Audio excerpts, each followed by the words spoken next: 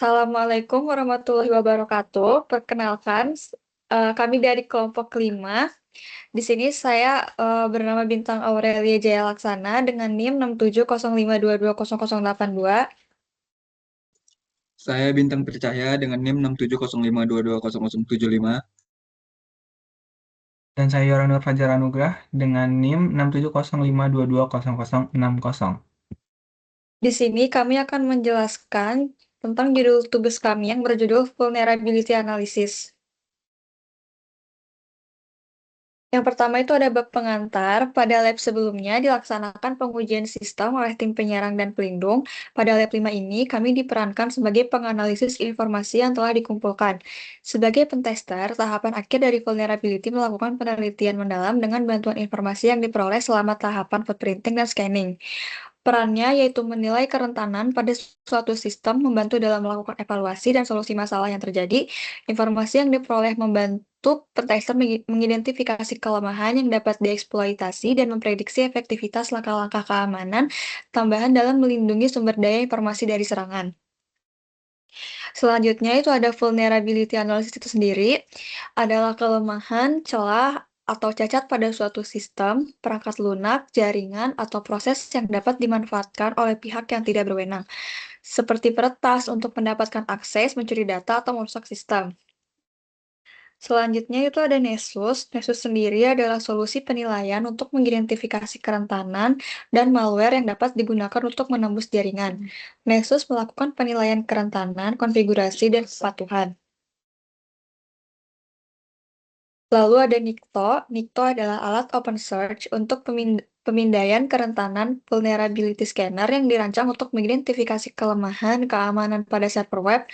Nikto dibuat untuk membantu administrator sistem, profesional keamanan, dan pengembang untuk menemukan potensi masalah pada server web mereka. Selanjutnya untuk OpenVAS Greenbone akan dijelaskan oleh Yora.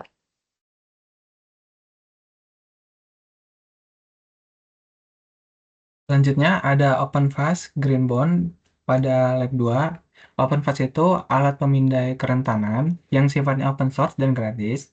Fungsinya untuk memeriksa sistem jaringan terhadap ribuan kerentanan yang masuk kepada sistem dan keamanan yang diketahui. OpenVAS awalnya merupakan bagian dari proyek Nessus sebelum Nessus menjadi perangkat lunak yang berbayar. OpenVAS ini bagian dari proyek Greenbone, Vulnerability Management, Management atau GVM, dan sering digunakan untuk oleh profesional untuk melakukan keamanan data.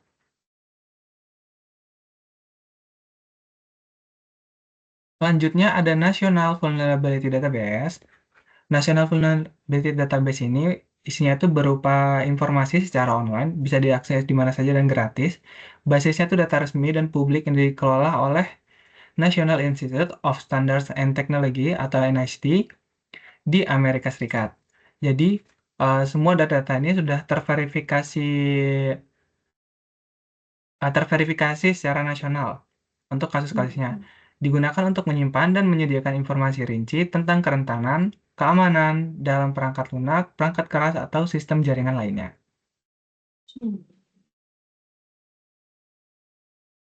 Selanjutnya, ada Common Weakness Enumeration. Mirip dengan NVD tadi, ini daftar standar yang berisi jenis kelemahan perangkat lunak, bug pemrograman, namun bedanya Common Weakness Enumeration ini berfokus pada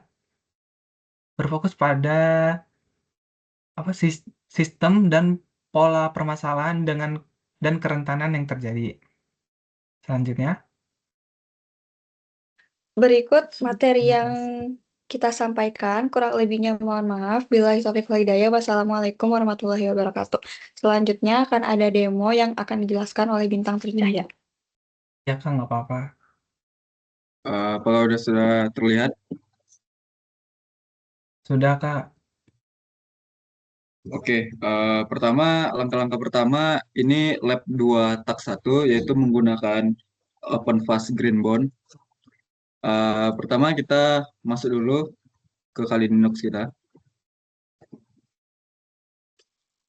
Oke, selanjutnya kita ke terminal. Eh, Kita nyalakan mesin virtual Kali Linux dan Ubuntu Server 22. Mesin Kali Linux ini akan berfungsi sebagai host dan Ubuntu Server 22 ini akan berfungsi sebagai mesin target. Kemudian pada halaman terminal, download terlebih dahulu OpenVAS menggunakan sudo apt install.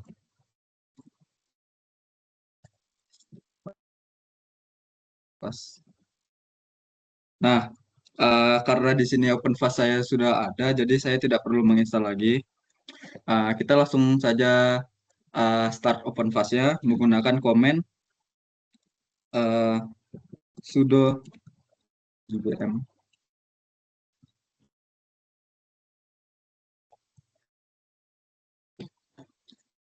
Sudo gbm start ini digunakan untuk meng-start OpenVAS-nya untuk menjalankan Greenbone. Tunggu sebentar.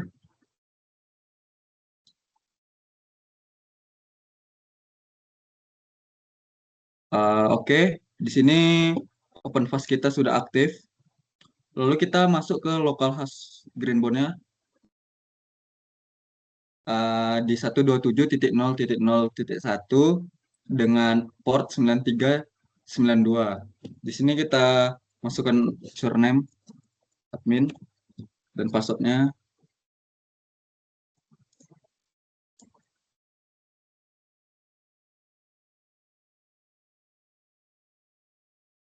Baik, kita sudah masuk ke halaman web Greenbone. Kemudian untuk langkah-langkah pertama, kita tuh harusnya ke menu scan, lalu ke menu text wizard. Nah, di sini digunakan untuk meng-scan IP address atau hostname yang ingin kita cek kelemahan atau kerentanannya. Jadi kita masukkan IP Ubuntu server dengan host 127.0.0.1. Nah, kebetulan saya sudah pernah mencobanya, jadi tidak perlu saya coba lagi karena ini ini membutuhkan waktu scanning itu 20 sampai 30 menit. Jadi kita skip saja. Nah, kalian bisa langsung start scan kalau ingin mencoba. Kemudian kita langsung ke reports. Nah, ini adalah IP Ubuntu server yang udah saya scan. Di sini kita bisa melihat kerentanannya sangat banyak ya. Statusnya merah, high. Di result kita bisa lihat hasil scanning IP Ubuntu server 22 dengan host IP 127.0.0. Hasilnya kerentanannya ada ready server no password, MQTT broker does not require authentication, dan SSL report weak cheaper switch. Nah, laporan hasil yang sudah muncul ini kita bisa lihat di result seperti ini. Ada diagramnya yang high itu yang sangat rentan itu ada 2 dan medium itu ada 4.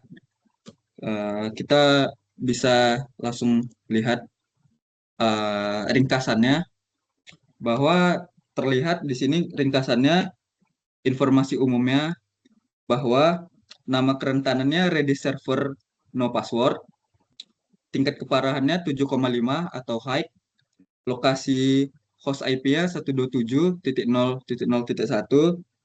dampak kerentanannya ready server ini yang ditemukan pada localhost tidak memiliki mekanisme password. Hal ini memungkinkan siapa saja yang memiliki akses ke server untuk terhubung dan melakukan berbagai operasi autentikasi. Ini kita bisa lihat di sini impact-nya.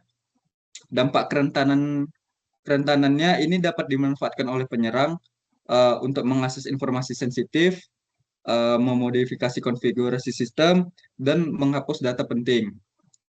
Kita bisa lihat di sini semuanya ada ringkasannya. Kemudian solusinya adalah tambahkan password. Kemudian kita bisa lihat lagi yang medium ya. Nih, informasi kerentanannya, nama kerentanannya MQTT broker does not require authentication. Tingkat keparahannya itu 6,4 medium dengan port 127.0.0.1, lalu dengan portnya 883 TCP. Ringkasan kerentanannya dapat disimpulkan bahwa broker MQTT yang terdeteksi tidak memerlukan autentikasi. Hal ini berarti setiap pengguna yang memiliki akses ke server dapat terhubung tanpa harus memberikan kredensial atau membuka resiko keamanan seperti kebocoran data dan manipulasi komunikasi. Dampak kerentanannya itu eh, menyusup ke dalam komunikasi IoT atau sistem yang menggunakan MQTT, membaca atau memanipulasi data yang dikirimkan, menyebabkan kebocoran informasi sensitif. Solusinya, aktifkan autentikasi pada MQTT broker. Oke, itu kesimpulan dari lab 2. Oke, kemudian saya akan menjelaskan lab 2 tax 2. Tax selanjutnya kita menggunakan Nessus. Langkah-langkah praktikum, download terlebih dahulu Nessus pada Chrome. Nessus ya. Kalian bisa download Nessus di Google Chrome ini. Kemudian selanjutnya kita masuk ke halaman Nessus login. Di sini kita masuk ke localhost 8834 Nessus. Nessus ini di mana adalah framework ya untuk melihat kerentanan. Jadi karena sebelumnya saya sudah pernah mencoba, jadi saya langsung saja login.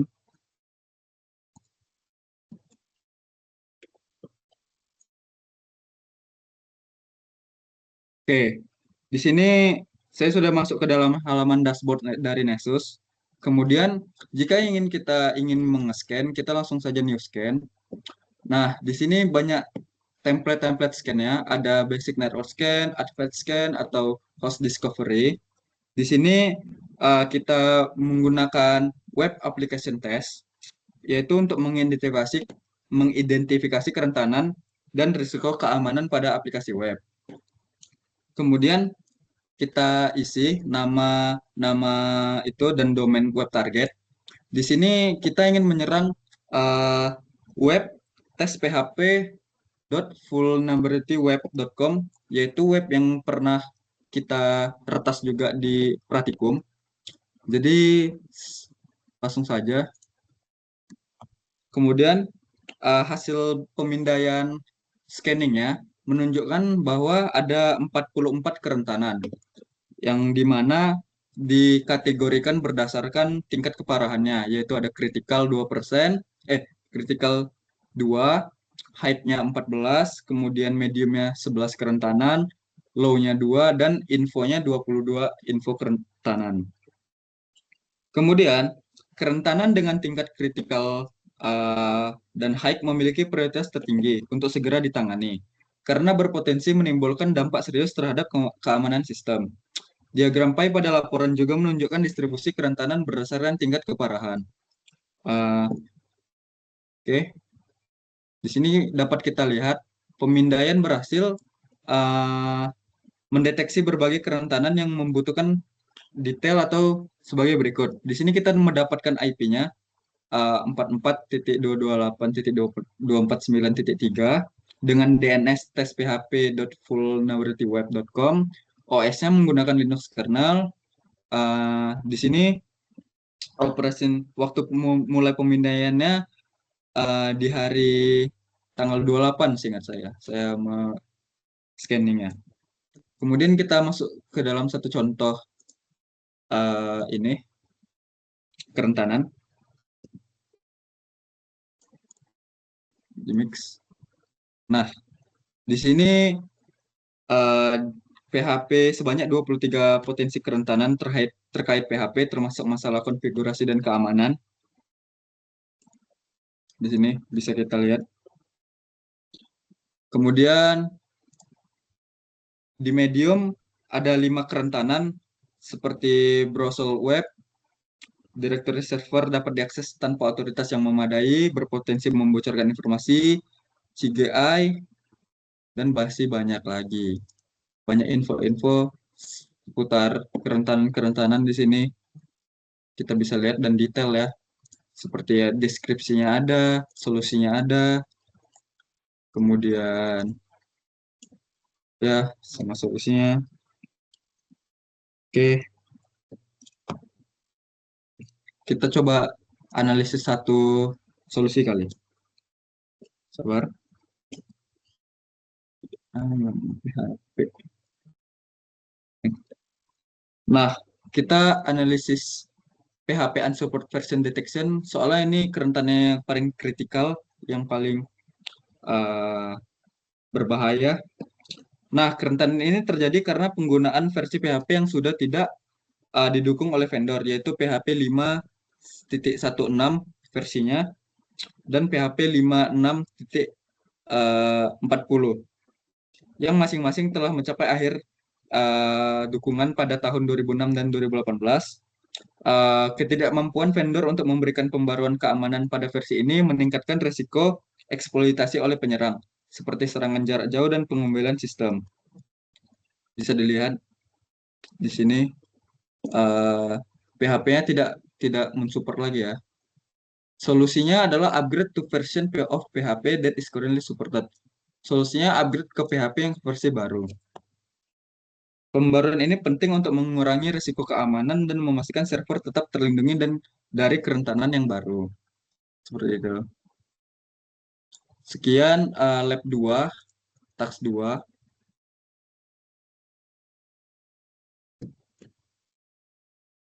Selanjutnya kita masuk ke lab 2 task 3. Task 4. Kita masuk lagi ke Kali Linux.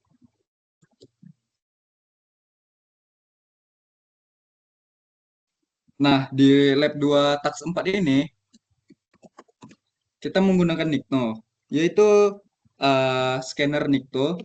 Nikno adalah pemindaian web server terbuka yang pernah kita coba saat praktikum ketiga ya, kalau nggak salah.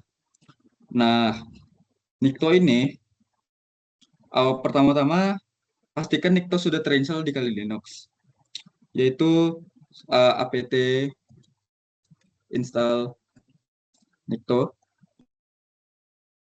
Berhubung saya sudah menginstal Nikto, jadi saya tidak perlu menginstal lagi. Kemudian langsung aja Nikto Minha.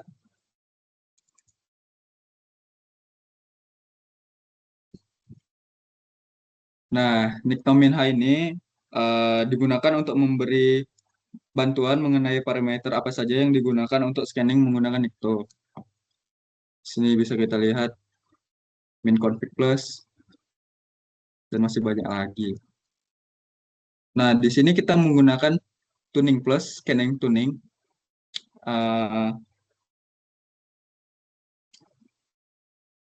Oke, kita ingin mencoba scanning satu web. Di dalam modul kita disuruh nge-scan web certifiedhacker.com. Kita langsung saja masuk ke Nikto Minha www.certifiedhacker.com.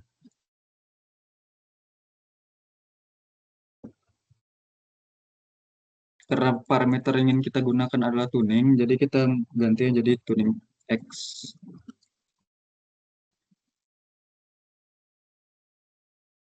Nah, di sini kita bisa melihat target IP dari web tersebut 160, target hostname-nya www.certifiedhacker.com, target portnya 80. Sebenarnya simpel itu sih, karena kita pernah mencoba ya di praktikum, jadi saya rasa tidak perlu detail lagi. Hanya beberapa saja parameter yang harus ditambahkan. Sebenarnya tidak terlalu penting. Jadi sekian. Selanjutnya, pada lab 2, yaitu melakukan pencarian mengenai kerentanan yang terjadi. Nah, pada lab sebelumnya kan kita itu melakukan scanning dan footprinting. Nah, di scanning dan footprinting itu kita menemukan dan mengumpulkan hasil dari informasi yang kita dapat. Nah, untuk mengetahui solusi, terus mengetahui apakah yang lain pernah mengalaminya, itu kita bisa pertama di website cwemitra.rg atau Common Weakness Enumeration. Di sini kita dapat melihat isi-isi dan data-data yang ada data kerentanan yang pernah terjadi. Seperti contohnya, pertama kita akan mencari SMB atau Change Message Blocks. Ini ada banyak kasus yang terjadi di apa di SMB atau message block. Jadi kita tidak bisa mengirimkan pesan pada orang yang kita tuju karena terjadi sesuatu. Nah, seperti di sini di improper access control. Jadi eh, ada deskripsinya sini, does not restrict inquiry restrict access to resource from unauthorized actor. Jadi ada akses ilegal pada target yang mengubah eh, program di dalamnya sehingga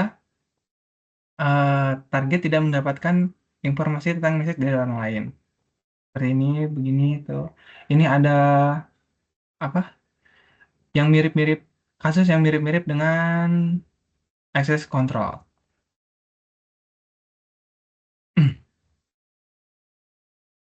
Gitu aja. Terus kalau ingin mencari apa? Bagaimana solusi dan ini itu nyarinya di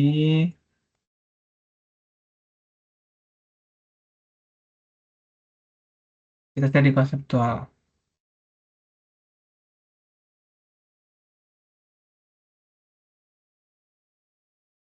Hmm. Atau kita bisa cari di CYList. Nah, di sini ada kasus-kasus ya berdasarkan kategori. Jadi dikelompokkan berdasarkan kategori. Ada seperti best software development, hardware design, atau cewek top 25.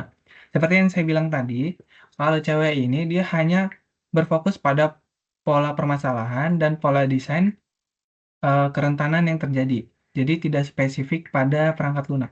Ini ada cewek top 25 atau ada 25 paling software dengan kerentanan yang paling berbahaya itu ada banyak, ini ada 5 tahun 2024 terbaru.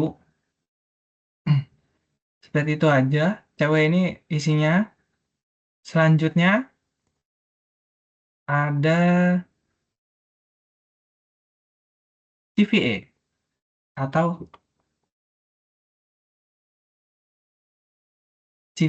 atau Common Vulnerability Enumeration. Kalau yang cewek tadi kan weakness tentang kerentanan. Kalau vulnerability ini tentang akses yang ilegal masuk ke dalamnya. Nah, ini sama dengan CVE. Bedanya kalau di CVE ini fokus pada spesifik perangkat lunak. Nah, cara untuk mencari itu seperti ini. Pertama kita cari search CVE list atau newest. Newest juga bisa. Yang terbaru itu apa aja. Terus kita CVE list. Terus kita yang sini ketikkan saja kasus apa yang pengen kita ini. Misal tahun 2021 tuh ada kasus eh, kasus dengan kode misalnya 44238 gitu. Oke. Nah, di sini ada banyak, ini ada deskripsinya dia kenapa segala macam.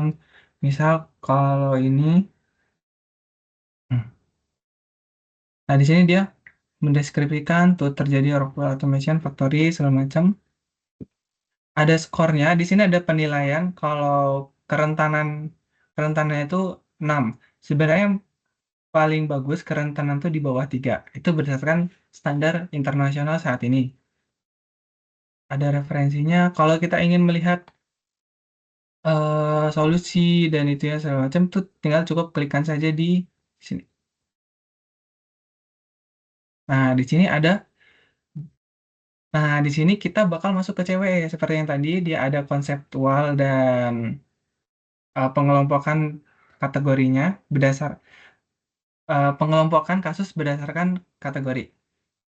Sini ada deskripsinya terus gini ada cara-cara untuk mengatasi dari kerentanan tersebut. Standarnya berbeda. Selanjutnya ada NVD. NVD National Vulnerable Database. Nah, kalau National Vulnerability Database ini itu ditetapkan oleh Amerika Serikat.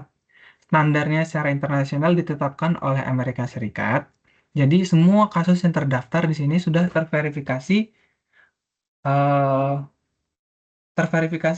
maksudnya terbukti gitu kalau ini emang benar-benar solutif dan efektif.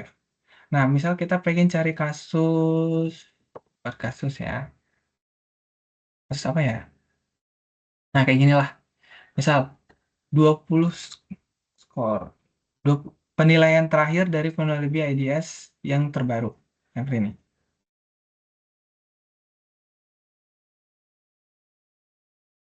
Nah, di sini ter- seperti CWE dan CVE ada deskripsinya segala macam. Lalu ada skornya ini 5,5 medium, berarti kerentanan yang terjadi pada kasus ini itu masih dalam batas ambang aman karena dia masih masuk medium. Kalau yang sudah hard tuh di atas 7 atau di atas 7,5. Nah, untuk mencari solusi segala macam itu akan diarahkan pada CWE. Oh, ini tidak bisa. Nah, kita akan masuk lagi ke CWE. Sebenarnya kita bisa cari di CWE langsung, cuman kalau ingin nyari secara spesifik perangkat lunak misalnya terjadi pada Samsung, Windows, atau di PVCit, itu bisa lewat CVE, perangkat lunak. Tapi kalau untuk secara konseptual nih bentuknya kira-kira ah, message-nya tiba-tiba keblok, terus di dalam message itu ada message yang lain, terus signal yang kita dapat itu bagus, tapi message yang kita kirim balik ke ini itu sinyalnya jelek, itu lambat. Nah, itu secara konseptual bisa dicari melalui CWE atau Common Weakness Enumeration. Tapi kalau ingin memastikan berdasarkan standar nasionalnya oleh Amerika yang sudah terbukti kerentanannya itu berbahaya dan ada solusinya itu oleh NVIDIA tadi. Seperti saja, sepertinya lab 1 hanya memperkenalkan dan memberitahu kalau ada database dan data-data informasi mengenai kerentanan kerentanan atau vulnerability yang terjadi pada saat ini. Sekian, terima kasih. Sekian dari kelompok 5, kurang lebihnya mohon maaf. Billahi taufiq wal hidayah. Wassalamualaikum warahmatullahi wabarakatuh. Waalaikumsalam warahmatullahi Waalaikumsalam wabarakatuh. warahmatullahi wabarakatuh.